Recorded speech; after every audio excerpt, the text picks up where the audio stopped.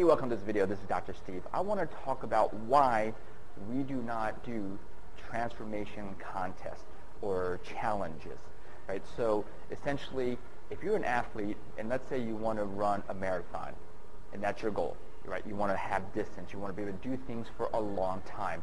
Would you go to the gym and train to be a sprinter?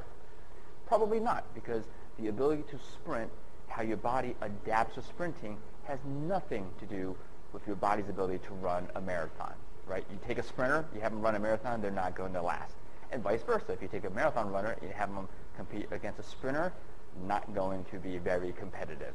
It's a great analogy for you to understand why you should not do short-term, huge weight loss challenges. The reason is the action steps that you need to take, the mindset you need to have, and the behavioral patterns you need to have do not sustain weight loss. And let me explain. So if you're trying to lose as much weight as possible in the next 30, 60, 90 days, what do you have to do? You have to work out like a madman or a mad woman. You have to make sure you're eating perfectly. Every calorie counts. You have to do everything just right. You have to really push your body to the limits.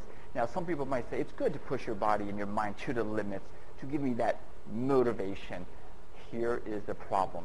All those thinking, mindset, behavior patterns, and actions are not what you need to keep that weight off, right? So if you want to lose as much weight as possible in the next 30 days, that is very different than trying to lose that weight permanently, right? One involves short-term pressure, stress, getting it done, whereas maintaining the body weight really needs long-term goals, doing it easily, doing it sustainably, right? So you can see the sprinting and the long distance running or the short-term weight loss versus maintaining that weight is very different. Now, some people doing the challenges may say, well, you lose that weight in the beginning and then you try to keep it off.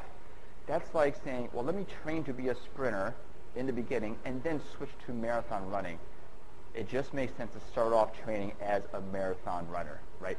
Start off training your body, your mind, your behaviors, and your actions for long-term weight loss. Not short-term and then however switch to long-term. That means all the time that you spend doing the short-term stuff does nothing, right? Sure, you'll lose X number of pounds on the scale. How many people do you know lost weight and gained it right back, right? So you want to start off with the mindset, the strategies to go for long-term weight loss, and that's what we push. Now, most gyms will do challenges because they get great before and after pictures, which they get to market and makes them look great. I want to challenge the gyms and say, how many of them have their clients lose weight and keep it off for years, decades? And that's what we do, right? So this is not a selling pitch. It's just you got to realize that challenges, sure, they have their uses. If you have a wedding, you want to look good for a certain event. But if your goal is to lose weight permanently, I strongly encourage you to change your mindset. Don't do challenges and transformations.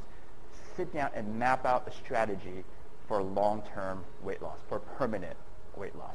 Now, if you're looking for those strategies, we've tried to come up with a program that will help you, right? We realize we can't train everyone in the area or in the country, so we have strategies, mindset, training program, what you need to lose weight permanently. So if you want more information, just look at the information below, click on that link, and you will learn more about that program.